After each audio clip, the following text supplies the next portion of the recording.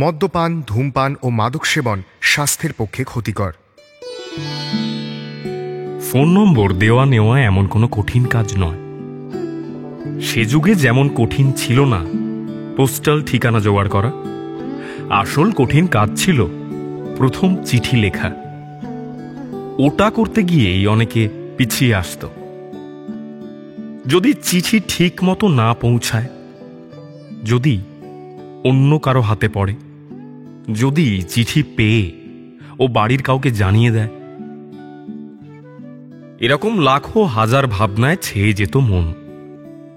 যারা এই সমস্ত ভাবনা এড়িয়ে কাঁপা কাঁপা হাতে কোনো মতে একটা চিঠি পাঠিয়ে দিত, প্রেমের দাবি অধিকাংশ সময়ই তাদের উপর সদয় হতেন। ইতিহাস তার স্পষ্ট সাক্ষ্য দেয়। তবুও যুগে যুগে মানুষের মন কেঁপে ওঠে, সে প্রথম চিঠি পাঠাতে গিয়েই হোক বা প্রথম কল করতে গিয়ে। এখন যেমন কাঁপছে মিথিলার মন, বন্ধুদের চোখ ফাঁকি দিয়ে ও এসেছে লাল দিঘির পাড়ে। ফুট সিলিং ঘুরে এসেছে 1 সপ্তাহ হতে চলল, তবু এখনো প্রশান্তকে কল করে উঠতে পারেনি। আজ করব কাল করব করে শুধু কাল ক্ষেপণই হয়েছে। বন্ধুদের কাউকেই এখনো প্রশান্তর কথা জানায়নি মিথিলা। আগে ভাগে ও জানাবেও না। কিছুদিন কথা হোক, দেখা যাক ছেলেটা কেমন, তারপর না হয় জানানো যাবে। সাহস বাড়ানোর জন্য মিলনদার টং থেকে আরেক কাপ চা খেল মিথিলা। একটা সিগারেটও জ্বালালো দোকানের পিছনের গলিতে গিয়ে। এমনিতে মিথিলা সিগারেট খায় না, ওই কালে ভদ্রে ইচ্ছে হলে একটা দুটো, কিংবা পরীক্ষার আগে টেনশন হলে তখন। আজ ওর মনে পরীক্ষার আগের টেনশনের চেয়ে কয়েক গুণ বেশি টেনশন হচ্ছে, তা আর বলার অপেক্ষা রাখে না। কাঁপা কাঁপা হাতে মোবাইলের ডায়ালে টাচ করল মিথিলা। রিং হচ্ছে। কলার টিউনে হেমন্ত মুখার্জির গাওয়া একটা রবীন্দ্রসঙ্গীত, দিনের শেষে ঘুমের দেশে। গানটা বড্ড চেনা মিথিলার। প্রায় দিনই ওর মা এই গানটা শোনে। 20 সেকেন্ডের মতো বাজার পর কলটা রিসিভ করল। ফোনের ওপাশ থেকে একটা তরুণ খুব সহজ স্বরে বলল, হ্যাঁ মিথিলা, বলো কেমন আছো? নিজের নামটা শুনে চমকে উঠল মিথিলা। এই ছেলে কি করে বুঝলো মিথিলাই কল করেছে? মিথিলা চুপ করে আছে দেখে ফোনের ওপাশ থেকে প্রশান্ত বলল, সিমটা সেদিনই চালু করেছিলাম, অন্য কাউকে নম্বর দেওয়ার আগে তোমাকে দিলাম। তারপর ভাবলাম যতদিন তুমি না কল করছো আর কাউকে নম্বরটা দেব না, যাতে তোমাকে এভাবে চমকে দিতে পারি। আচ্ছা, মনে মনে ভাবলো মিথিলা। যথেষ্ট শেয়ানা ছেলে। মুখে বলল, ভেবেছিলাম তো কল করব না। তাহলে করলে কেন? চেক করতে। চেক করা হয়ে গেছে, রাখলাম। রেখে দেবে? আচ্ছা, তুমি কোথায় থাকো? কেন বলবো? বাড়ির সামনে এসে চাতক পাখির মতো দাঁড়িয়ে থাকবে? অত সময় আমার নেই বাপু যে দাঁড়িয়ে নষ্ট করব। আমি সিধে বাড়ি ঢুকে যাব, তারপর যা হবে দেখা যাবে। এরপর হি হি করে হেসে উঠল মিথিলা। বলল, শিলিগুড়িতে থাকি, এখানেই পড়াশোনা করি। শিলিগুড়ি কলেজের নাম শুনেছ? প্রশান্ত বলল, হ্যাঁ, কেন শুনবো না। আমিও তো শিলিগুড়ির ছেলে, অবশ্য এখন আলিপুরদুয়ারে থাকি। আলিপুরদুয়ার ইউনিভার্সিটি চেনো? হ্যাঁ চিনি, আমি ওখানেই পড়ি, অনার্স ফাইনাল ইয়ার। আচ্ছা, তুমি এখন কোথায় আছো বলো তো? বাড়িতে? মেসে থাকি আমি, আপাতত লাল দিঘিতে বসে আছি। অপূর্ব, আমিও আশেপাশেই আছি, আসবো, চা খেতাম। তুমি চা খেতে আসবে কিনা তার জন্য আমার পারমিশন নিচ্ছ কেন? খেলা করছো আমায় নিয়ে? তা খেলো। আসছি আমি, 5 মিনিট। মুচকি হেসে ফোনটা রেখে দিল মিথিলা। আজ সে মোটেও দেখা করবে না প্রশান্তর সঙ্গে। অশ্রুতকে চ্যালেঞ্জ করেছিল, আজ সেই মালা পরে আসেন। দ্রুত একটা টোটোয় উঠে মেসের পথ ধরল মিথিলা। টোটো হরিশপাল চৌমাথার কাছে পৌঁছতেই মিথিলা দেখতে পেল ব্যাংক রোড ধরে হন হন করে লালদিঘির দিকে এগিয়ে আসছে প্রশান্ত। পরনে একটা ট্রাউজার আর সুতির জামা। আজ চোখে চশমা নেই। বেশ হাসি পেল মিথিলার। আহা বেচারা, গিয়ে যখন দেখবে মিথিলা নেই, কি অবস্থাটাই না ওর হবে তখন। 5 মিনিট যেতে না যেতেই কল এলো মিথিলার ফোনে। প্রশান্তরই কল। মিথিলা কল রিসিভ করে মুচকি হেসে হ্যালো বলল। হ্যালো। প্রশান্ত মৃদু হাসল। চলে গেছো না আসনি? ঢপ দিয়েছ? আমি ঢপ দিই না। বেশ তো দেখলাম নীল ট্রাউজার পরে লেজ উঁচু করে লালদিঘির দিকে দৌড়চ্ছিলে। চশমা না পরে ওরকম দৌড়বে না, হোঁচট খেয়ে পড়ে গেলে মাথাটা তো ফেটে যেতে পারে। তুমি কোথায় আছো বলতো? আমি ফিরে এসেছি, তুমি আজ ফিরে যাও, অন্য একদিন দেখা হবে কেমন? আমি আর 3 দিন আছি, তারপর আলিপুরদুয়ার ব্যাক করব। আলিপুরদুয়ার যাচ্ছ তুমি? আমেরিকা না, কত আর দূর। যাও বাড়ি ফেরো, চশমাটা পরে হাঁটা চলা করো কেমন? আর হ্যাঁ শোনো, কাল দেখা হচ্ছে বিকেলে লালদিঘিতেই। আজকের মতো আবার পালিয়ে যাবে না তো? না না, যাবো না, টাটা। বলে ফোন রেখে দিল মিথিলা। না, অতটাও চতুর ছেলে প্রশান্ত নয় যেমনটা মিথিলা প্রথমে ভেবেছিল। ছেলেটা চালাক, কিন্তু শেয়ানা নয়। আজ দেখা করাই যেত। মিথিলাও চাইছিল দেখা হোক, কেন যে সে মালাটা পরে এলো না। মেসে ফিরে মিথিলা দেখল সুতপার খাটে অশ্রুত আর সুতপা জড়াজড়ি করে ঘুমোচ্ছে। মাঝে মধ্যে যখন নীলিমা মিথিলা কেউ মেসে থাকে না, অশ্রুত আসে। নীলিমা এই খবর জানে না, জানে শুধু মিথিলা। সেও একরকম ভুল করে জেনে ফেলা। গত বর্ষায় এক রোববার সকালে বাড়ি থেকে মেসে ফিরে আসছিল মিথিলা। রোববার সকালটায় সাধারণত মেস প্রায় খালি থাকে। প্রায় সব মেয়েরাই বাড়ি যায়। সবাই হয় রোববার সন্ধেয় ফেরে, নইলে সোমবার সকালে।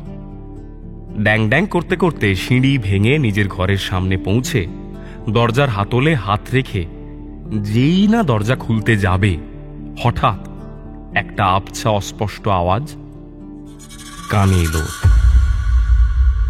নারী কণ্ঠের অস্ফুট চিৎকার ঘরের ভিতর থেকেই আসছে। ওর মাথাতেও আসেনি আওয়াজটা কিসের। ফলে খানিক ভ্যাবাচাকা খেয়ে ভয় পেয়ে দ্রুত দরজা ঠেলে ভেতরে ঢুকলো মিথিলা। তারপর যা দেখল তা সে কখনো আশাই করেনি। সেদিনের পর থেকে বেশ কিছুদিন অশ্রুত আর সুতপার থেকে মনে মনে খানিক দূরত্ব তৈরি করে চলেছিল মিথিলা। অবশ্য সময়ের সঙ্গে সঙ্গে সে দূরত্ব কখন যে মহানন্দার জলে বয়ে গেছে তা মিথিলারও মনে নেই। সেদিন সন্ধ্যায় অবশ্য মিথিলা জিজ্ঞেস করেছিল অশ্রুতকে, কেন করিস এসব শ্রুত? অশ্রুত হেসে বলেছিল, ভালো লাগে, এমনি আনন্দ পাই দুজনে। একটু থতমত খেয়ে মিথিলা বলেছিল, আরে তাই বলে নিজের ক্লোজ বন্ধু সার্কেলের মধ্যে? মিথিলার কাঁধে হাত রেখে একটা আলতো চাপ দিয়ে অশ্রুত বলেছিল, আরে বন্ধু তো কি হয়েছে, ডিসিশনটা তো আমাদের দুজনের, মিউচুয়াল। দেখ, সুতপা আমার উপরে জোর করে কিছু চাপায়নি, আমিও না। এখন অবশ্য পুরো বিষয়টায় মিথিলা অভ্যস্ত হয়ে গেছে।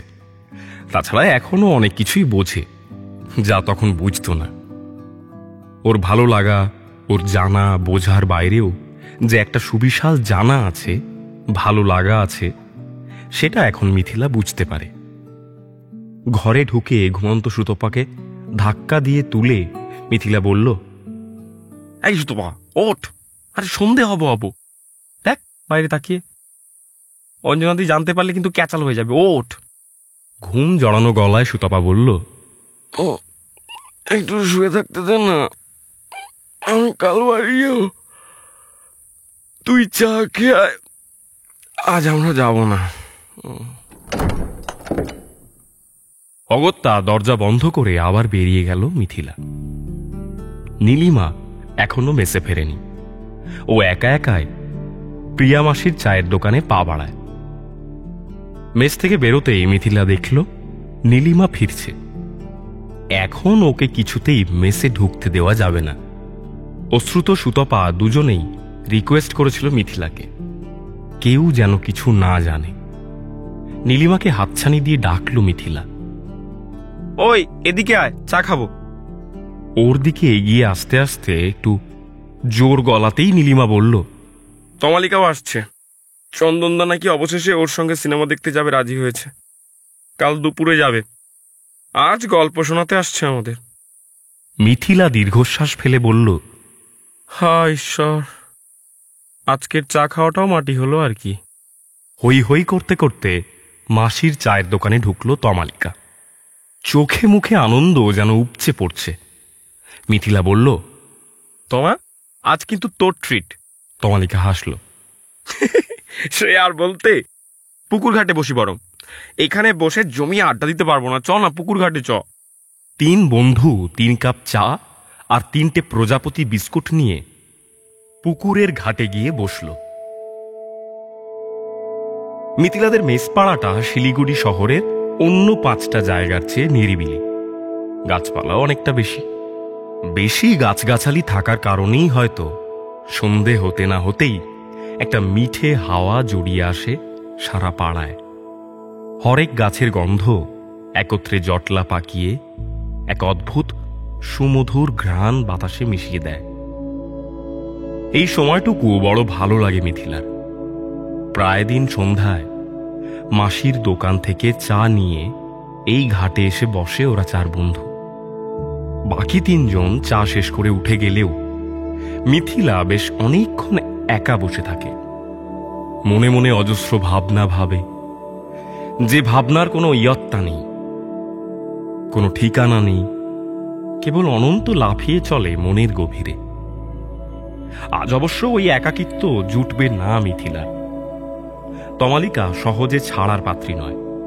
এক টানা 1 ঘন্টা বকবক করে তমালিকা যেটা বলল তার মূল ভাব হল তমালিকার পেয়ারের চন্দনদা কাল শিলিগুড়ি আসছেন। তমালিকার সঙ্গে সিনেমা দেখতে যাবেন আর বিকেলে ঘুরতে যাবেন শালুগাড়া। আসলে চন্দনদা আসছিলেন এখানকার কোনো এক কলেজের সেমিনারের জন্য। সেমিনারে এসে এক ফাঁকে তমালিকার সঙ্গে দেখা করে যাবেন, এটাই ছিল মূল প্ল্যান। কিন্তু সেই সেমিনারটি গেছে ক্যান্সেল হয়ে। এদিকে তমালিকাও এবার বেশ ঠোঁট ফুলিয়ে বলে রেখেছে, এবার যদি দেখা না করো তাহলে তোমার এই জীবনের মতো তোমার মুখ দেখা হবে না। তাই প্ল্যানটাতে একটু বদল ঘটিয়েছেন চন্দনদা। আর সেই বদল 20 বছরের নবযৌবনা তমার হৃদয় সমুদ্র তটে এক সুবিশাল ঢেউ রূপে প্রবল বেগে আছড়ে পড়ছে। পুরো কাহিনী বলার পর একটু দম নিয়ে তমালিকা বলল, বলে বোঝাতে পারবো না ভাই। যেই না চন্দনদা বলল আমি আসছি তমা, কাল সারাদিন ফাঁকা রেখো, আমার মনের অবস্থা তখন কি হয়েছিল উফ। মিথিলা বলল, এই আমাদের সঙ্গে দেখা করাবি না? তমালিকা হাসল, আরে কেন করাবো না? বিকেলে কি শুধু আমরা 2 জন ঘুরতে যাবো নাকি? আরে আমরা সবাই মিলে যাব, চাপ নেই। পুরোটাই চন্দনদা স্পন্সর। ওই তো আমাকে বললো তোমার ওই 3 বান্ধবীর কথা শুনে ওদেরকেও নিয়ে আসবে। কিন্তু তমালিকার কথায় সায় দিতে গিয়ে হঠাৎ মিথিলার মনে পড়ল কাল তো প্রশান্তর সঙ্গে দেখা করার কথা। চিন্তায় পড়ে গেল মিথিলা। একটু ভেবে নিয়ে সে তমালিকাকে বলল, কিন্তু আমার যে কাল বিকেলে একটু কাজ আছে তোমার, আর সুতপাও সম্ভবত কাল বাড়ি যাবে। তমালিকা হাত পা নাড়িয়ে বলল, না না, কাজ টাকা চলবে না, চলবে না, চলবে না। কাল বিকেলে আমরা 4 জনেই যাচ্ছি। 3:30টার সময় আমাদের সিনেমা শেষ হবে। ঠিক 4টের সময় আমরা 2 জন তোদের মেসের সামনে আসবো। আর সুতপা যদি বাড়ি না যায় তাহলে ওটাকেও ধরে আনবো। মনে থাকে জানো, কালকে 4টের সময়। এখন আসি, টাটা। কথা শেষ করে যেমন ঝড় তুলে এসেছিল তমালিকা, তেমন নবপ্রেমের হাওয়ার দোলায় ভেসে ফিরে গেল। মিথিলা পড়ল মহা সমস্যায়। প্রশান্তকে আজ যেভাবে নাকানি চুবানি খাইয়েছে তাতে কাল দেখা না করতে গেলে ছেলেটা নির্ঘাত কষ্ট পাবে। এমন অবস্থা ফোন করে সত্যি কারণটা বললেও বিশ্বাস করতে চাইবে না, ভাববে দেখা না করার অজুহাত দিচ্ছে।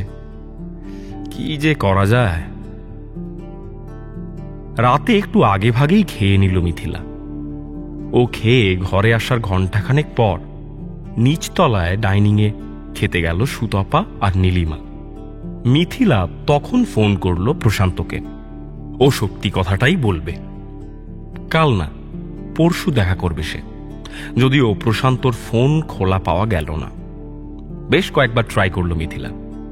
তারপর এক সময় হতাশ হয়ে ফোন রেখে দিয়ে পড়তে বসল সে। পড়াশোনা শেষ করে শোয়ার আগে মিথিলা সুতপাকে জিজ্ঞেস করল, হঠাৎ কাল বাড়ি যাচ্ছিস কেন? মোটে তো একদিনের ছুটি। মিথিলার প্রশ্নের উত্তরে ভুরু কুঁচকে সুতপা বলল, আমিও ঠিক জানি না ভাই। মা বলল কাল বাড়িতে আয়, কাজ আছে। গলা শুনে কিছু আন্দাজ করতে পারলাম না। মিথিলা হেসে দিল, দেখ হয়তো বিয়ে টিয়ে দেবে। সুতপাও হাসল। ওটা দিলে তো বেঁচে যাই। পড়াশোনা আর ভালো লাগে না আমার। মনটা কেমন যেন সংসার সংসার করে। নীলিমা বলল, তোর মতো বোরিং মেয়েকে যে বিয়ে করবে তার জীবন শেষ ভাই। মিথিলা নীলিমার কথার বিরোধিতা করে বলল, এই সুতপা মোটেও বোরিং না। তুই ভাই নীলুর কথায় মাইন্ড করিস না। আমি গ্যারান্টি দিচ্ছি জামাইবাবু তোকে চোখে হারাবে। সুতপার কল্পিত বিয়ে নিয়ে আরও বেশ কিছুক্ষণ হাসাহাসি হলো ওদের মধ্যে। তারপর এক সময় একে একে ঘুমিয়ে পড়ল সবাই। পরদিন বেশ বেলা করেই ঘুম ভাঙল মিথিলার। ছুটির দিন, কোনো কাজ নেই। ভোরের বাস ধরে সুতপা বাড়ি বেরিয়ে গেছে। 11টা পর্যন্ত বিছানায় এপাশ ওপাশ করে তারপর স্নান করতে গেল মিথিলা। দুপুরে খাওয়ার পর মিথিলা আবার কল করল প্রশান্তকে। এবার অবশ্য প্রশান্তর ফোন খোলা পাওয়া গেল, যদিও 3-4 বার কল করার পরেও প্রশান্ত ফোন তুলল না। দেখতে দেখতে ঘড়ির কাঁটা 3:30 পেরিয়ে গেল। ইতিমধ্যে তমালিকা 2বার ফোন করেছে, বলেছে ওদের সিনেমা দেখা শেষ, ওরা আসছে এদিকে। মিথিলারা যেন রেডি হয়ে থাকে। এদিকে এখনো প্রশান্ত কল ব্যাক করেনি। ওকে এখন আর ফোন করার উপায়ও নেই। নীলিমা এই ঘরেই শুয়ে আছে। মিথিলাকে রেডিও হতে হবে। 20 মিনিটে রেডি হওয়ার পর 2 বান্ধবী রেডি হয়ে ঠিক 4:05 মেসের গলিতে এসে দাঁড়ালো। সামনের মোড় থেকে চিৎকার করে হাত নাড়ল তমালিকা। এই মিথি, এদিকে আয়। তমালিকার সাজের বাহার দেখে বেশ মজাই পেল মিথিলা। কোশমিনকালেও এমন শাড়ি পরে তমালিকাকে রাস্তায় বেরোতে দেখেনি ওরা।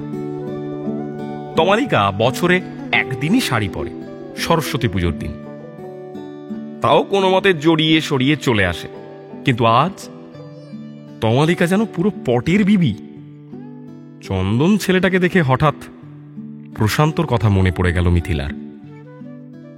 না, এমনটা নয় যে চন্দনের চেহারা আর প্রশান্তর চেহারার কোনো মিল আছে।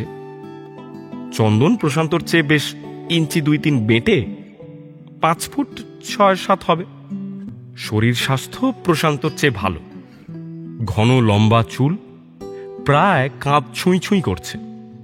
মুখের গড়ন চ্যাপটা, আর চোখ জোড়া একটু টানা টানা। প্রাথমিক পরিচয় পর্ব মিটিয়ে ওরা বাস স্ট্যান্ডের দিকে হাঁটা লাগালো। ওখানেই বাস নয়তো কোনো পিকআপ ভ্যান কিছু একটা পাওয়া যাবে। যেতে যেতে একসময় তমালিকাকে টেনে ওর কাছে নিয়ে চাপা গলায় মিথিলা জিজ্ঞেস করল, এই কি রে তুই এরকম পেশোয়ার কি রানীমার্কা সাজ দিয়েছিস কেন? বাপের জন্মেও তো তোকে এরকম সাজতে দেখিনি। এক গাল হেসে তমালিকা বলল, চন্দন না এরকম শাড়ি পরা চুড়ি পরা দেখলে খুশি হয়। বাবা, ঠোঁট উল্টে বলল মিথিলা। তাহলে কি তুই এখন থেকে এইসব পরা ধরবি নাকি? তোর পোষাবে? আর রোজ রোজ ধরেই পরবো। হ্যাঁ, যদি রোজ পড়তে বলে। বলবে না। এই এখন চল তো, ছাড় এসব, ছাড়, পা চালা, অনেকটা এগিয়ে গেছে ওরা, চল। অবশ্য ওদের বাস স্ট্যান্ড পর্যন্ত আর যেতে হলো না। পথেই বাস পাওয়া গেল, বিকেলের বাস, বেশ ফাঁকা। একটা জানলার পাশের সিটে বসে রাস্তার উপর দৃষ্টি ফেলল মিথিলা। রাস্তার দুপাশের ফুটে 2-3টে অস্থায়ী ফলের দোকান, তার ওপাশে স্ট্যান্ডের দিকে একটা পুরনো রেস্তোরাঁ, এদিকটায় বিড়ি সিগারেটের দোকান, আর সামনে গিয়ে রাস্তাটা ভাগ হয়ে দুদিকে বেরিয়ে গেছে। ওই দুদিকের ডান দিকের রাস্তা ধরবে মিথিলারা। হঠাৎ সামনের মোড়টার দিকে তাকাতেই মিথিলা দেখল বেশ শান্ত পায়ে একটা ছেলে মাথা নিচু করে ফোনে কথা বলতে বলতে ওদের বাসের দিকে হেঁটে আসছে। ছেলেটা আর কেউই নয়, প্রশান্ত।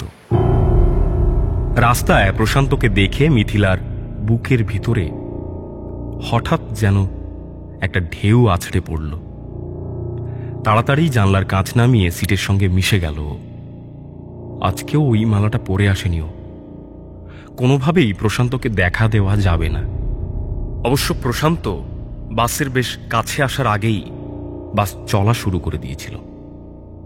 জানলার কাঁচে মুখ রেখে মিথিলা দেখল ফোনে কথা বলতে বলতে একটা সিগারেট জ্বালিয়েছে প্রশান্ত। মোড়ের থেকে বাঁক ঘুরল বাস, আর প্রশান্ত হারিয়ে গেল বাঁকের অন্য পাশে। জানলার কাঁচ আবার তুলে দিল মিথিলা। মিনিট 20-25 লাগে শালুগাড়া পৌঁছতে।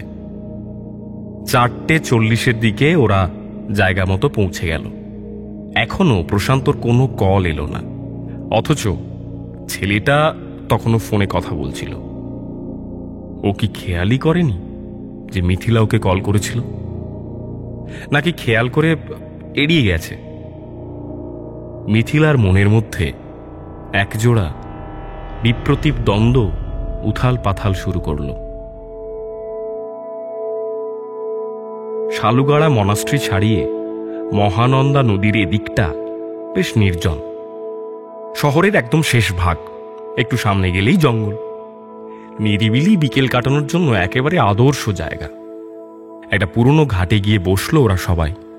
নদীর পাড় ধরে একটা ভাঙা ইটের রাস্তা এগিয়ে গেছে যতদূর দৃষ্টি যায়। শীতের শেষ বিকেল, বিরাট বিরাট সব চড়া জেগে উঠেছে মহানন্দার বুকে। খানিক এই কথা সে কথা বলে তারপর তমালিকা আর চন্দন মাটির রাস্তা ধরে হাঁটার জন্য উঠে দাঁড়ালো। ওরা সামনের দিকে এগিয়ে যাওয়ার খানিক বাদে নীলিমাও উঠে পড়ল। মিথিলাকে বলল, আসার পথে একটা চায়ের দোকান দেখলাম, যাবি? মিথিলা ঘাড় নাড়ল। সে যাবে না। তার মনের গভীরে তখন অন্য চিন্তা চলছে। মিথিলাকে ঘাটে রেখে নীলিমা একা এগিয়ে গেল দোকানটার দিকে।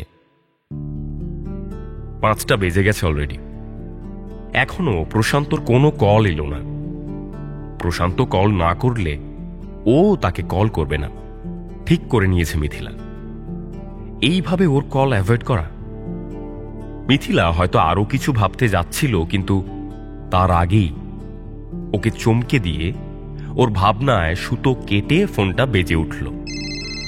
তাড়াতাড়ি করে ব্যাগ থেকে ফোনটা বের করল। প্রশান্তরই কল। পিছনের দিকে একবার তাকালো মিথিলা। নীলিমা দোকানের কাছাকাছি পৌঁছে গেছে।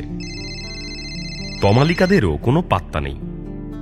গাছগাছালির আড়ালে ওদের দেখাও যাচ্ছে না। নিশ্চিত মনে কলটা রিসিভ করল মিথিলা। কল রিসিভ করে মিথিলা হ্যালো বলার আগেই ফোনের ওপাশ থেকে প্রশান্ত অপরাধীর মতো গলায় বলল, সরি, রিয়েলি সরি। আমি সকালে তুফানগঞ্জ বেরিয়েছিলাম এক বন্ধুর বাড়ি। এই ফোনের নম্বর তো কেউই জানে না এখন। এটাকে বাড়িতে রেখে একটা ফোন নিয়ে গিয়েছিলাম। তুমি কল করবে আমি বুঝতে পারিনি। আম সরি।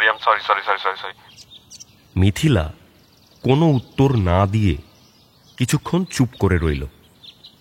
তারপর হালকা গম্ভীর গলায় বলল, কাল রাতে তোমার ফোন বন্ধ ছিল কেন? প্রশ্নটা যদিও এমনি করার জন্য করা, না করলেও কোনো ক্ষতি হতো না মিথিলার। প্রশান্তর অমন ভীতু গলা শুনেই তার সমস্ত রাগ চিন্তা সব গলে জল হয়ে গেছে।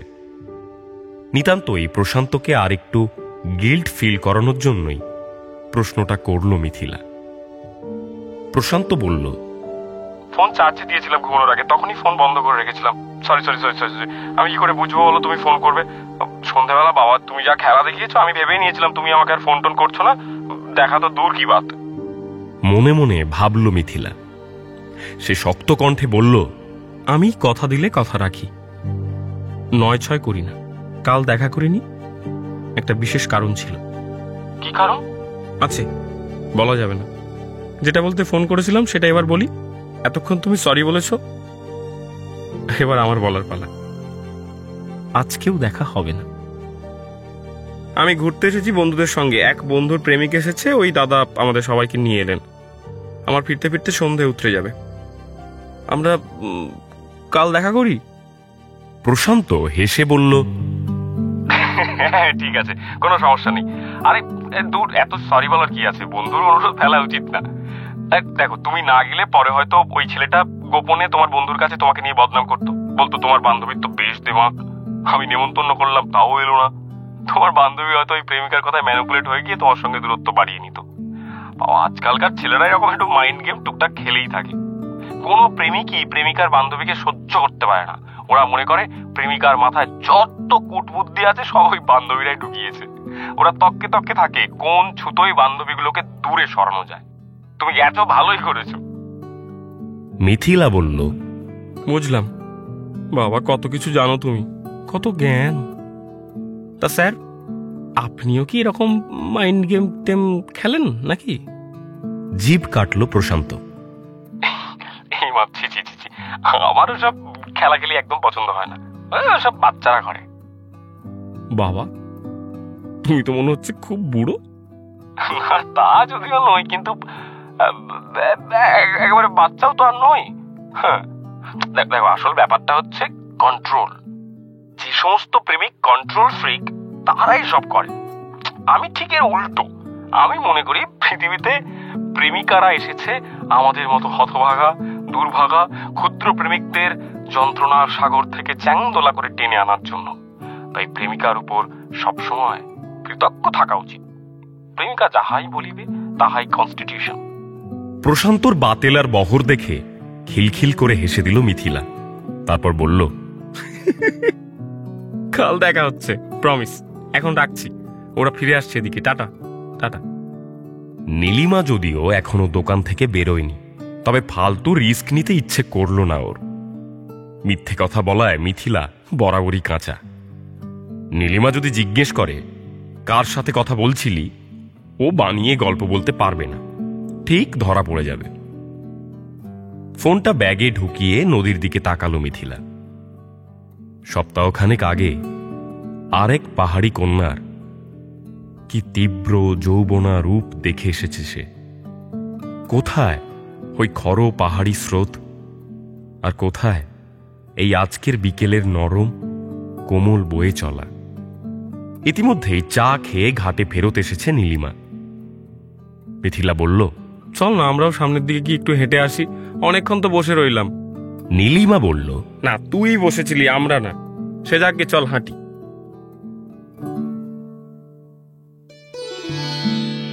মহানন্দায় সূর্যাস্ত দেখে ফেরার বাস ধরল ওরা। চন্দনদা আজ ফিরবে না, শিলিগুড়িতে এক বন্ধুর ফ্ল্যাটে থাকবে। মিথিলাদের কলেজের পাশেই বন্ধুর ফ্ল্যাট।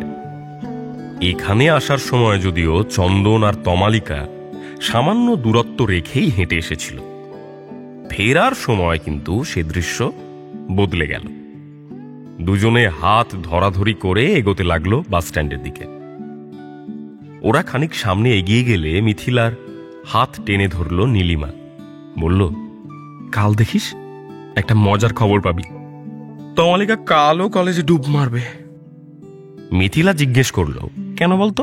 কালও ওরা ঘুরবে নাকি? সে ঘুরবে কিনা জানি না, তবে এই যে শুনলি না, কোন একটা বন্ধুর ফ্ল্যাটে থাকবে চন্দনদা। কাল সকালে তমালিকা কলেজে যাবে ভেবেছিস? মিথিলা হঠাৎ শিউরে উঠল নীলিমার এই কথা শুনে। নীলিমা কি বোঝাতে চাইছে তা সে বুঝতে পারছে।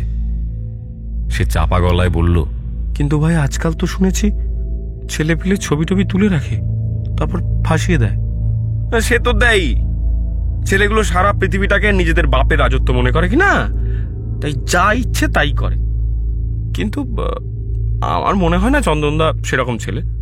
কথা বলে যা মনে হলো বেশ ডিসেন্ট। কিভাবে বুঝলি তুই? জানিস কি, ছেলেদের একটা বিশেষ বাজে স্বভাব আছে। স্বভাবটা বড্ড ফ্রিকোয়েন্ট। ম্যাক্সিমাম ছেলেরাই কাজটা করে। কি কাজ? ছেলেরা মেয়েদের সঙ্গে কথা বলার সময়, সে প্রেমিকা হোক বা বান্ধবীই হোক, অপরিচিত পরিচিত যে কেউ হোক, মেয়েটার বুকের দিকে একবার না একবার তাকাবেই। যারা লোফার তারা তো পুরো বেলুপ দৃষ্টিতে তাকায়, আর যারা মডারেট তারা একটু আড়ালে আবডালে তাকায়, কিন্তু তাকাবেই। অন্তত যতগুলো ছেলের সঙ্গে আমার এ যাবৎ কথা হয়েছে, সেই স্কুল থেকে শুরু করে আজ পর্যন্ত তারা সবাই তাকিয়েছে। ইভেন তোমার আগের বয়ফ্রেন্ডটাও আমার সঙ্গে যখনই কথা বলতো আর চোখে তাকাতো। তোর দিকেও এরকম তাকায় ওরা। তুই এত খেয়াল করিস কিন্তু আমি করি। আজ প্রথম একটা ছেলেকে দেখলাম যে কথা বলার সময় একবারও চোখ নামিয়ে বুকের দিকে তাকায়নি। সোজা চোখে চোখ রেখে নয়তো নিচের দিকে তাকিয়ে নয়তো হালকা অন্য দিকে তাকিয়ে কথা বললো আমার সঙ্গে। চন্দন ছেলেটা ভালো। আমার তো চিন্তা হচ্ছে তমালিকাকে নিয়ে। আরে ও যা ঝটপটে মেয়ে, তারপর কোনো এক্সপিরিয়েন্স নেই, কি করতে কি করে বসবে কে জানে। চন্দন যদি এক্সপিরিয়েন্সড মনে হলো, কিন্তু সেটা যদি না হয় তাহলে দুজনেই ছড়িয়ে লাট করবে। তারা মেসে ঢোকার আগে তমালিকাকে কিছু টিপস দিয়ে দেবো। নীলিমা যেটা বলেছিল সেটাই সত্যি হলো।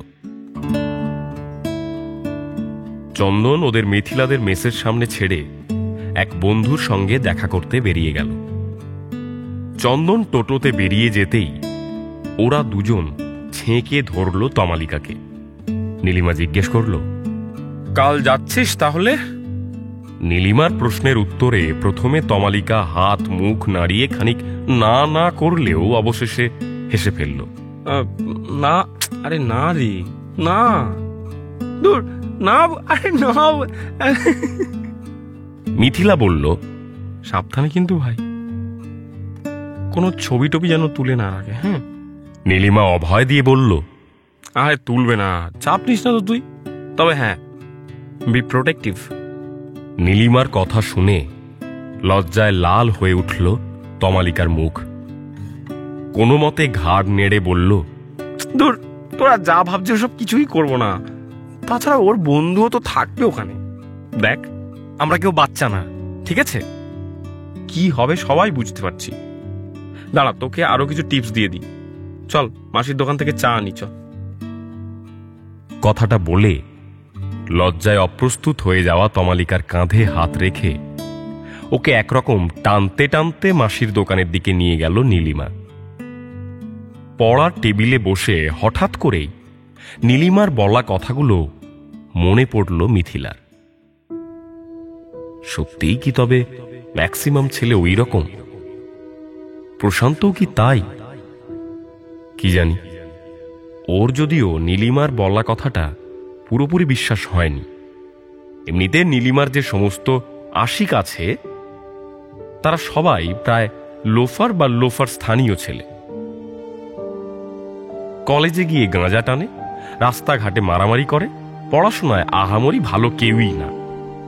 ওরা ওরকম হতেই পারে, কিন্তু প্রশান্ত তো ওদের মতো নয়। অন্তত যার কলার টিউনে রবীন্দ্রসঙ্গীত থাকে সে তো নেহাত খারাপ টেস্টের মানুষ হতে পারে না। তবু একটা কিন্তু যখন মনের মধ্যে ঢুকে গেছে, মিথিলা সিদ্ধান্ত নিল প্রথমে কয়েকদিন সে প্রশান্তর দৃষ্টির ওপর নজর রাখবে। নীলিমাকে ভুল প্রমাণ ও করবেই।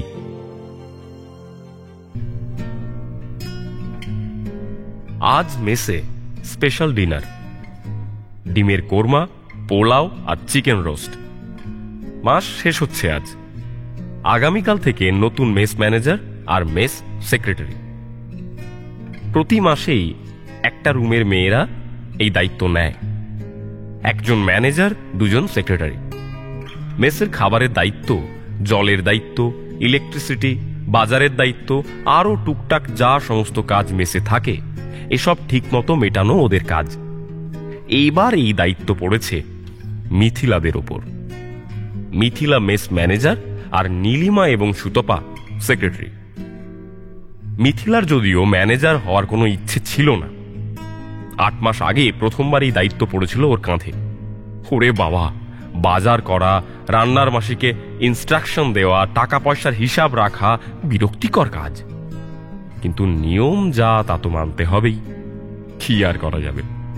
কাল বিকেলে বাজারে গিয়ে মাসকাবারির সমস্ত জিনিসপত্র কিনে আনতে হবে। এই কথাটা মনে পড়তে আবার ধাক্কা খেল মিথিলা। কাল বিকেলেও তাকে ব্যস্ত থাকতে হবে। না, কিছুতেই হবে না। কাল সে প্রশান্তর সঙ্গে দেখা করবেই। নীলিমাকে পাঠিয়ে দেবে বাজারে, কিন্তু সেখানেও একটা সমস্যা আছে। নীলিমাকে কি বলবে সে? শুধু কাজ আছে বললে শুনবে না নীলিমা। ছলে বলে কৌশলে ঠিক আসল কথাটা পেট থেকে বের করে নেবেই। হঠাৎ করেই এক ঝাঁক কুয়াশার মতো মন খারাপ ঘিরে ধরল মিথিলাকে। বছরখানেক আগে দেখা একটা ইংরেজি সিনেমার একটা দৃশ্য মনে পড়ে গেল ওর। সিনেমাটার নামটা ওর মনে নেই। দৃশ্যটা এরকম: প্রেমিকের সঙ্গে ভুল বোঝাবুঝি হওয়ার কারণে প্রেমিকা শহর ছেড়ে চলে যাচ্ছে। সেই খবর পেয়ে প্রেমিকাকে আটকাতে ছুটতে ছুটতে এয়ারপোর্টের দিকে যাচ্ছে প্রেমিক। এয়ারপোর্টে বসে আছে প্রেমিকা। হঠাৎ খেয়াল করল যে প্লেনটায় সে যাবে, ডিসপ্লে বোর্ডে দেখানো সেই প্লেনটা প্রায় 3 ঘন্টা ডিলে। ইতিমধ্যে প্রেমিকও চলে এসেছে এয়ারপোর্টে। শেষ পর্যন্ত আর যাওয়া হলো না প্রেমিকার। ওর সঙ্গেও এরকম জিনিসই ঘটছে। সিনেমায় ওদের কাছে আনার জন্য প্লেন ডিলে হয়ে গিয়েছিল, আর এখানে প্রশান্তর সঙ্গে ওর দেখা হওয়াটা ডিলে হয়ে যাচ্ছে একের পর এক অদ্ভুত কাজ সামনে এসে যাওয়ায়। প্রশান্তর কথা ভাবতে ভাবতে টেবিলেই ঘুমিয়ে গিয়েছিল মিথিলা। নীলিমা এসে ওকে ডেকে তুলল। ঘড়িতে তখন 11টা বাজে। মিথিলা মুখ ধোয়ার জন্য ড্রয়ার থেকে ফেসওয়াশটা বের করতে গিয়ে দেখল ফেসওয়াশের কৌটোর ঠিক পাশেই জড়িয়ে সরিয়ে পড়ে আছে সেই মালাটা। কি মনে হওয়ায় মুচকি হেসে মালাটাকে তুলে নিল মিথিলা। তারপর ফ্রেশ হয়ে মালাটাকে পরে শুয়ে পড়ল সে। আজ আর পড়ায় মন বসছে না। কাল সকালে উঠে পড়া যাবে। মোবাইলে গান শুনতে শুনতে ঘুমিয়ে পড়ল মিথিলা।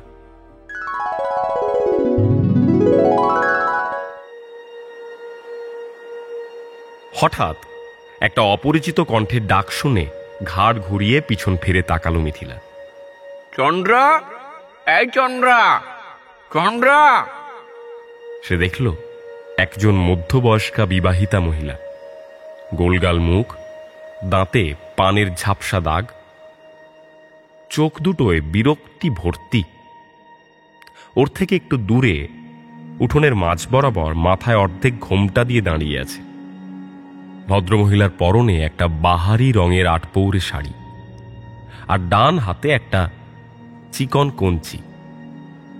ওই কঞ্চিটা তুলে মিথিলার দিকে ইশারা করে আবার উনি ডাকলেন। এবার যথেষ্ট বিরক্তি ফুটে উঠেছে মহিলার কণ্ঠে। এই মেয়ে, কখন থেকে তোকে ডাকছি, চন্ডা টন্ডা করে গলার জল একেবারে শুকিয়ে ফেললাম, তাও তোর কানে যাচ্ছে না। এদিকে এদিকে, লক্ষ্মীকে সে কখন বাগানে ছেড়ে এসেছি সে খেয়াল আছে? যা ওকে নিয়ে আয়, যা। ড্যাব ড্যাব করে ভদ্রমহিলার দিকে তাকিয়ে আছে মিথিলা। কি যাতা বলছেন উনি? চন্দ্রাই বা কে আর লক্ষ্মী বা কে? তার নাম তো চন্দ্রা নয়, তার নাম তো মিথিলা। হ্যাঁ, মিথি না না, মিথিলা তো নয়। সে তো রাজকুমারী সীতার বাবার বাড়ি, জনক রাজার রাজধানী। মিথিলা কিভাবে তার নাম হবে? তার নাম তো চন্দ্রা। হ্যাঁ, চন্দ্রাই তো। কি যা তা ভাবছিল সে এতক্ষণ ধরে। ইদানিং কি যে হয়ে যাচ্ছে তার সঙ্গে, মাঝে মধ্যেই কেমন সব গুলিয়ে যাচ্ছে। উঠোনের পরে দাঁড়ানো, মায়ের মুখের দিকে তাকিয়ে বড় মায়া হলো চন্দ্রার। রোদে পুড়ে তামাটে হয়ে গেছে মায়ের মুখ। নির্ঘাত লক্ষ্মী মাকে খুব দৌড় করিয়েছে। লক্ষ্মী চন্দ্রার গরুর নাম। এই বাড়িতে ও ছাড়া আর কেউ লক্ষ্মীকে বাগে আনতে পারে না। শুধু ওর সামনে এলেই লক্ষ্মী একেবারে শান্ত শিষ্ট লক্ষ্মী হয়ে যায়। অথচ অন্য কেউ ধারে কাছে ঘেঁষলে সে কি হুটোপুটি, বাপরে বাপ। মা তো জানে সবটা, তারপরেও যে কেন গিয়েছিল লক্ষ্মীকে ফেরত আনতে। তাড়াতাড়ি ঘাট ছেড়ে উঠে পড়ল চন্দ্রা। দৌড়ে বাগানের দিকে যেতে যেতে সে বলল, তুমি ঘরে ফিরে যাও মা, আমি এক্ষুনি লক্ষ্মীকে নিয়ে আসছি। খানিক বাদেই লক্ষ্মীর গলায় দড়ি ঝুলিয়ে ওকে নিয়ে বাড়ি ফিরে এলো চন্দ্রা। প্রভা রান্নাঘরের একপাশে আম গাছের ছায়ায় শীতল পাটি বিছিয়ে বসে পুতুল খেলছে। বাবা দক্ষিণ পাশের ঘরে বারান্দায় বসে এক মনে পুঁথির বাক্স খুলে কি একটা পুঁথি উল্টে পাল্টে দেখছে। পুঁথি দেখেই চঞ্চল হয়ে উঠল চন্দ্রার মন। তাড়াতাড়ি করে লক্ষ্মীকে উঠোনের পাশে একটা আম গাছে বেঁধে রেখে ছুটতে ছুটতে সে চলে গেল বাবার কাছে। পাশে বসে সে বাবাকে জিজ্ঞেস করল, কি পড়ছো বাবা? চন্দ্রার বাবা বংশীদাস বলল, শ্রীরাম পাঁচালী মা, ভগবান রামের জীবন কাহিনী। তুমি গৌড়ের নাম শুনেছ না পাঠশালায়? চন্দ্রা ঘাড় নাড়ল। হ্যাঁ বাবা। বংশী বলল, সেই গৌড়ের এক কবি কৃত্তিবাস ওঝা এই পুঁথি লিখেছিলেন। প্রথম বাংলা ভাষায় লেখা রামকথা। পুঁথিটা বাংলা ভাষায় লেখা শুনে চন্দ্রা একটু আবদারের সুরে বলল, আমি পড়বো এই পুঁথি। পাঠশালায় পণ্ডিত মশাই শ্রীরামের যে গল্প বলেছেন সে খুবই সামান্য, আমি আরো জানতে চাই বাবা। মৃদু হাসল বংশী। তারপর মেয়ের চুলে হাত বুলিয়ে বলল, বেশ, তাহলে তুমি এখন আমার পাশে বসো, আমি পড়ছি, তুমি শোনো, কেমন? মেয়েকে পাশে বসিয়ে পুঁথি খুলে সুর করে পড়া শুরু করল কবি বংশীদাস ভট্টাচার্য। লোকে যাকে মনসামঙ্গল কাব্যের কবি বংশীদাস নামেই বেশি চেনে। গোলকে বৈকুণ্ঠপুরী সবার উপর, লক্ষ্মী সহ আছেন তথা গদাধর। তথায় অদ্ভুত বৃক্ষ দেখিতে সুচারু, যাহা চাই তাহা পায় নাম কল্পতরু। সেদিন রাতে খাওয়া দাওয়া শেষ করে সুলোচনা একটা পান মুখে দিয়ে উঠোনে স্বামীর কাছে এসে বসল। বংশীদাস তখন চাটাই পেতে প্রদীপের আলোয় পুঁথি পড়ছিল। ভরা পূর্ণিমার রাত। সারা উঠোনে সাঁতার কাটছে চাঁদের আলো। উঠোনের ওপাশে পুকুর ঘাটের পাশের জাম গাছের পাতার আড়ালে বসে একটা পেঁচা মাঝে মাঝেই ডেকে উঠছে। পেঁচার ডাক পেরিয়ে একটা আবছা গানের সুরও ভেসে আসছে। রাস্তার ওধারেই তারক গোসাইয়ের বাড়ি, সম্ভবত উনিই গান গাইছেন। তারক যৌবনে কাউকে কিছু না জানিয়েই ঘর ছেড়েছিলেন। তারপর দীর্ঘ 20 বছর পর হঠাৎ এক সন্ধ্যায় জটাধারী সন্ন্যাসীর বেশে ফিরে এলেন গ্রামে। ততদিনে তারকের বাবা মা সবাই মারা গেছেন। ছোট ভাই নিতাই বলিষ্ঠ জোয়ান পুরুষ। তারক ফিরে এসে নিতাইয়ের সংসারেই আশ্রয় নিলেন। এখন সারা দিন গ্রামের পথে পথেই ঘুরে বেড়ান তারক। সন্ধ্যার পর ঘরে ফেরেন। দুমুঠো খেয়ে আবার দক্ষিণ ধারের বাগানে চলে যান। তারকের কথা মতো নিতাই ওখানে একটা ছোট্ট ঘর বানিয়ে দিয়েছে দাদাকে। তারক ওই ঘরে বসে একতারা বাজিয়ে সারা রাত গান করেন। পুঁথির উপর থেকে দৃষ্টি না সরিয়ে বংশী জিজ্ঞেস করল, চন্দ্রা ঘুমল? সুলোচনা ঘাড় নাড়ল। হ্যাঁ, ঘুমিয়েছে। তোমার সঙ্গে আমার কিছু কথা আছে। শেষের কথাটা বেশ চাপা গলাতেই বলল সুলোচনা। সম্ভবত সেই জন্যই পুঁথি ছেড়ে বংশী সোজা চোখে তাকালো স্ত্রীর দিকে। কি কথা? চারপাশটা একবার ভালো করে দেখে নিয়ে সুলোচনা বলল, চন্দ্রার বিয়ের ব্যাপারে কিছু ভাবলে? স্ত্রীর হাবভাব দেখেই বংশী আন্দাজ করেছিল সুলোচনা চন্দ্রার ব্যাপারেই কথা বলতে এসেছে। বংশী বলল, কি আর ভাবব, কতই বা বয়স হয়েছে মা চন্দ্রা। তাছাড়া পড়াশোনায় খুব আগ্রহ ওর, বিয়ে হয়ে গেলে তো আর পড়াশুনো করতে পারবে না। সুলোচনা একটু যেন বিরক্তই হলো স্বামীর কথায়। মুখের মধ্যে জমে থাকা পানের পিক সামনের উঠোনে ফেলে সে বলল, অত পড়াশোনা দিয়ে কি হবে মেয়ে? এমনিতে গ্রামের লোকে কানাঘুষো শুরু করে দিয়েছে। তাছাড়া কি? তাছাড়া দিনকে দিন চন্দ্রা কেমন যেন বেখেয়ালি হয়ে যাচ্ছে। ডাকলে উত্তর দেয় না, কেমন যেন ঘোরের মধ্যে থাকে। সেদিন প্রভা বলছিল, আমিও খেয়াল করে দেখেছি, এসব মোটেও ভালো লক্ষণ নয় গো। শোনো, বিয়ে তো আর মুখের কথা নয়। যার তার সঙ্গে তো আমি চন্দ্রার বিয়ে দিতে পারি না। ও যারটার সঙ্গে কেন দেবে? ওই যে ওই ছেলেটা, আরে তোমার পাঠশালার জয়ানন্দ, ওকে তো বেশ ভালো মানাবে। তার উপরে অনাথ। বিয়ের পর ওকে আর চন্দ্রাকে আমাদের বাড়ির আশেপাশে কোথাও একটা ঘর বেঁধে দিলে মেয়েটাকে তো চোখের আড়ালও হতে হবে না। বংশী বুঝল সুলোচনা রীতিমতো যুক্তি প্রতিযুক্তি সাজিয়েই আজ কথা বলতে এসেছে। চন্দ্রার বিয়েতে বংশীর যে আপত্তি আছে তা নয়। জয়ানন্দ আর চন্দ্রা দুজন দুজনকে পছন্দ করে এমন কানাঘুষো সে শুনেছে। কিন্তু বংশী দাসের বরাবরের ইচ্ছে আরো পড়াশোনা করুক চন্দ্রা। বংশী বলল, আচ্ছা ঠিক আছে, ঠিক আছে, সময় করে আমি কথা বলবো জয়ানন্দের বাড়ির লোকের সঙ্গে।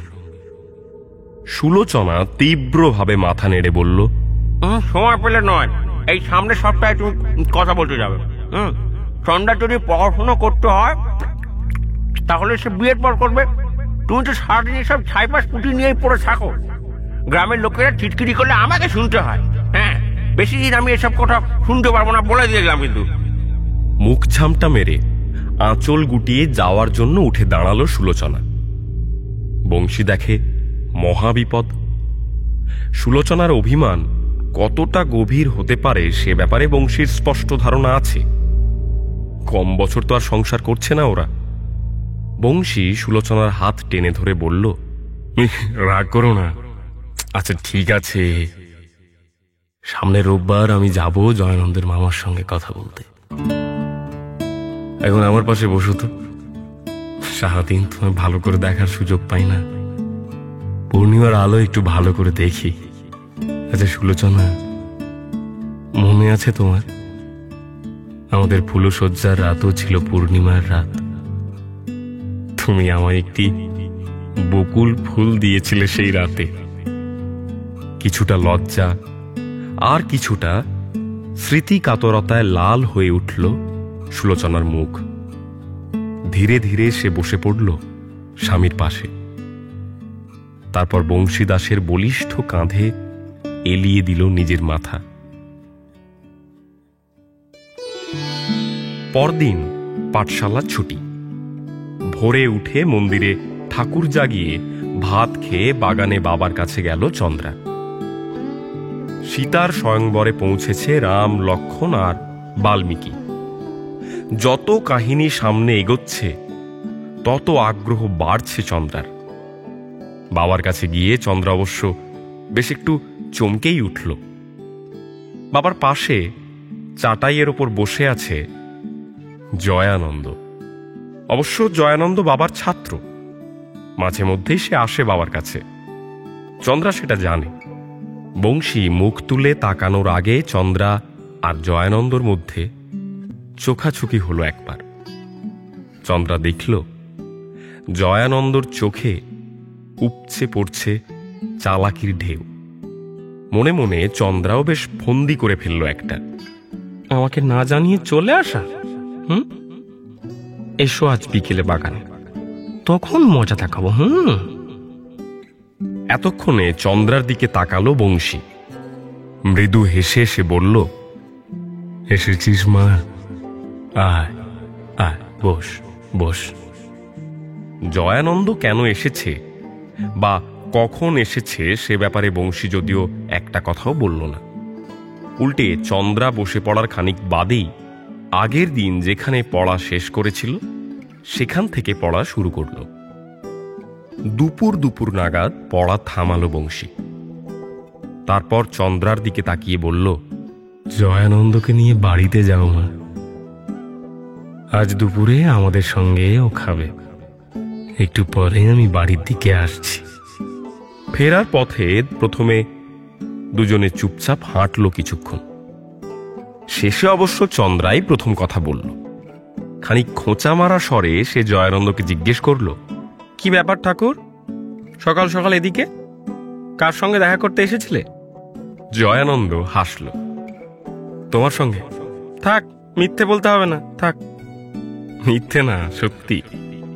কাল কাজির হাটে গেছিলাম, তোমার জন্য একটা জিনিস এনেছি। তর্স হয়েছিল না কখন তোমাকে দেব। কি জিনিস? হাঁটা থামিয়ে একটা মোটা আম গাছের আড়ালে দাঁড়িয়ে পড়ল জয়ানন্দ।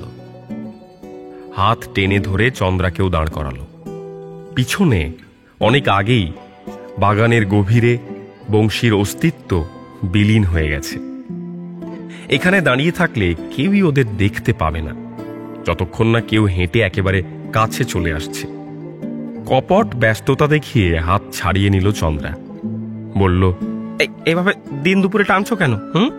জয়ানন্দ বলল, কাছে না এলে দেখাতে পারবো না, তাই টানছি। সে তো মুখে বললেই হয়, আমি কাছে চলে আসবো। টানাটানির কি দরকার বাপু?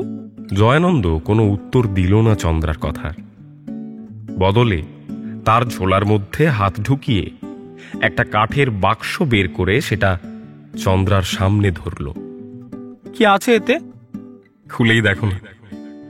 বাক্সটা হাতে নিল চন্দ্রা। বেশ ছোট চৌকো একটা বাক্স, প্রভার রানী পুতুলের বাক্সের মতো, তবে দেখতে অতটা সুন্দর নয়।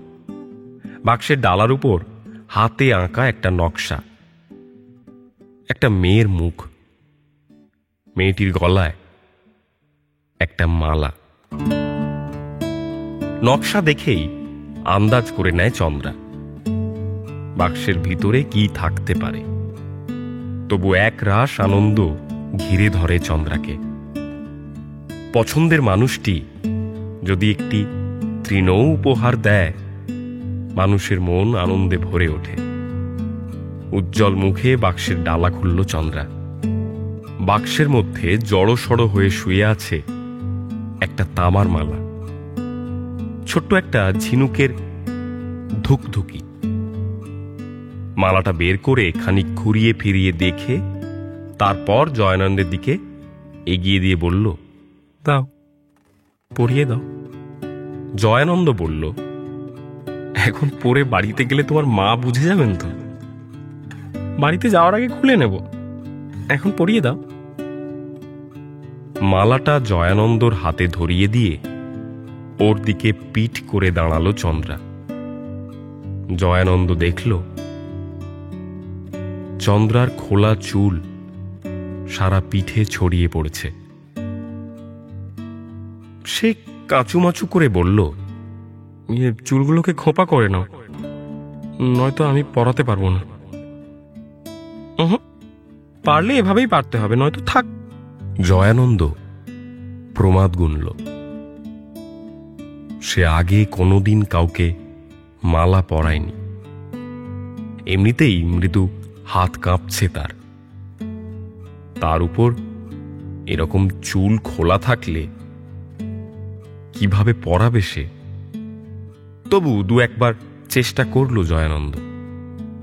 শেষ পর্যন্ত যদিও তাকে ব্যর্থই হতে হলো। চন্দ্রার বেশ হাসি পাচ্ছিল। সকালবেলার সোজটা বেশ ভালো রকমই তোলা গেছে। হাসতে হাসতেই জয়ানন্দর দিকে ফিরে চন্দ্রা বলল, আচ্ছা ঠিক আছে বাপু, তোমাকে আর পড়াতে হবে না, দাও দাও, আমি নিজেই পড়ে নেব। অপরাধীর মতো চোখ করে চন্দ্রার দিকে মালাটা এগিয়ে দিল জয়ানন্দ। চন্দ্রা, আমাদের বিয়ের দিন তুমি এই মালাটা পরো, পরবে তো? বিয়ের কথা শুনে শিউরে উঠল চন্দ্রাবতী। বৃষ্টি আসছে দেখে যেমন শিউরে ওঠে বিস্তীর্ণ বনাঞ্চল, ঠিক তেমন জয়ানন্দর কথার কোনো উত্তর না দিয়ে চুপচাপ হেঁটে চলল সে। ওকে চুপ করে থাকতে দেখে জয়ানন্দ আবার কথা পাড়ল। জানো, এই মালাটা একটু হলেই হাতছাড়া হয়ে যাচ্ছিল। কেন? কাজীর মেয়েও এসে এই মালাটা পছন্দ করলো কিনা? কাজীর মেয়ে? আমি দোকানে ঢুকে গয়না বাছাই করছিলাম, এই মালাটা পছন্দ করে পাশে রেখে তারপর একটা আংটি দেখছি বোনের জন্য। এরই মধ্যে কখন যে কাজীর মেয়ে এসে দোকানে ঢুকেছেন আমি তো খেয়ালই করিনি। উনি এসে এই মালাটাই পছন্দ করে দোকানের দিকে এগিয়ে দিলেন। তখন আমার খেয়াল হলো, আমি বললাম, এই মালাটা তো আমি নিয়েছি। আমি যদিও তখন বুঝিনি যে উনি কাজীর মেয়ে, আমি ভেবেছি আশেপাশের গ্রামের কোনো মেয়ে হবে হয়তো। আমি বলার পর উনি আমার দিকে এক পলক তাকিয়ে মালাটা নামিয়ে রেখে অন্য একটা মালা পছন্দ করে সেটা নিয়ে চলে গেলেন। তারপর দোকানি আমাকে বলল যে উনি কাজীর মেয়ে, আসমানি। এই মালা আসমানি ছুঁয়েছিল? হ্যাঁ। কেন? যাও, আমি এই মালা পরবো না, অন্য মেয়ের ছোঁয়া মালা। আরে অন্যের ছোঁয়া তো কি হয়েছে? ওর ছোঁয়ার আগেই তো আমি তোমার জন্য এই মালা পছন্দ করে রেখেছিলাম। চন্দ্রা, এই মালা তোমার চন্দ্রা, শুধুই তোমার। কথা বলতে বলতে বাগান পেরিয়ে গোয়ালের কাছাকাছি এসে পড়ল ওরা দুজন। আর 10 পা এগোলেই উঠোন শুরু হবে। এই দিকটায় গাছপালা ধরে এসেছে ক্রমশ। হঠাৎ হাঁটা থামিয়ে আবার চন্দ্রার হাত চেপে ধরল জয়ানন্দ। শিউরে উঠল চন্দ্রা। যে কোনো স্পর্শের একটা স্পষ্ট ভাষা আছে। সব স্পর্শ সবসময় একই কথা বলে না, বদলে যায়। আজ যে ছুঁয়ে যাওয়া বলছে ভালোবাসি, কাল সেই ছোঁয়ায় হয়তো বলবে বিদায়। নীরব এই ভাষা। যে স্পর্শ করে আর যাকে স্পর্শ করা হয় কেবল তারা দুজনেই টের পায়। ছোঁয়ার গভীরতা বুঝতে পারার বয়স চন্দ্রার হয়েছে। একটু আগে যখন জয়ানন্দ চন্দ্রার হাত ধরে টেনেছিল, সেই ছোঁয়ার মধ্যে ছিল অদ্ভুত এক ব্যস্ততা, ছিল উপচে পড়া আগ্রহ। আর এখনের ছোঁয়াটা ঠিক তার উল্টো। এই ছোঁয়া বড্ড বেশি নরম, মেঘের আড়ালে লুকিয়ে পড়া ত্রয়োদশীর জ্যোৎস্নার মতো। চন্দ্রা বুঝল জয়ানন্দ ওকে কাছে টানছে, কিন্তু সে যে আজ পণ করেছে কিছুতেই জয়ানন্দের কাছে যাবে না। তাকে না বলে নদী পেরিয়ে এসেছে জয়ানন্দ, এটা সে কিছুতেই মেনে নিতে পারছে না। মুহূর্তের লহমায় হাত ছাড়িয়ে ঠিক করে হেসে উঠোনের দিকে দৌড় দিল চন্দ্রা। যেতে যেতে বলল, তখনই তো তোমায় বললাম ঠাকুর, এরকম টানাটানি করো না, ভালো না, শুধরে যাও, নইলে কিন্তু। গোয়ালের পিছনে একটা সজনে গাছের নিচে বোকার মতো দাঁড়িয়ে রইল জয়ানন্দ। ক্রমশ চন্দ্রার পায়ের শব্দ মিলিয়ে গেল। কি আর করা, খানিকক্ষণ ওরকম দাঁড়িয়ে থেকে তারপর একা একাই ঘরের দিকে পা বাড়ালো জয়ানন্দ। এক ছুটে ঘরে চলে এলো চন্দ্রা। মুখে তার অগ্রহায়ণের শিশিরের মতো হাসি। খুব অপ্রস্তুত করা গেছে ঠাকুরকে। বেশ হয়েছে। কেন ও আমাকে না জানিয়ে নদী পেরিয়ে এপারে আসবে? ও আসবে জানলে আমি ঘাটে গিয়ে দাঁড়াতাম। মালার বাক্সটাকে কুলুঙ্গিতে রাখার সময় এই সবই ভাবছিল চন্দ্রা। এমন সময় রান্নাঘর থেকে সুলোচনা ডাক দিল মেয়েকে। চন্দ্রা, ও চন্দ্রা, এদিকে আয় মা চন্দ্রা। যাই বলে দরজার দিকে ঘুরে দাঁড়ালো চন্দ্রা। গাল ভর্তি দুষ্টু হাসি নিয়ে 2 পা এগোতেই কেমন যেন দুলে উঠল চন্দ্রার চারপাশ। মাথা ঘুরে পড়ে যেতে যেতে চন্দ্রা শুনতে পেল মা আবার ওকে ডাকছে। ওরে মুখ পুরি, এদিকে আয় না। আরে কোথায় গেলি তুই? এই চন্দ্রা, মা এই ডাকছি কখন থেকে, শুনতে পাচ্ছিস না নাকি? তারপর আর কিছু মনে নেই চন্দ্রার।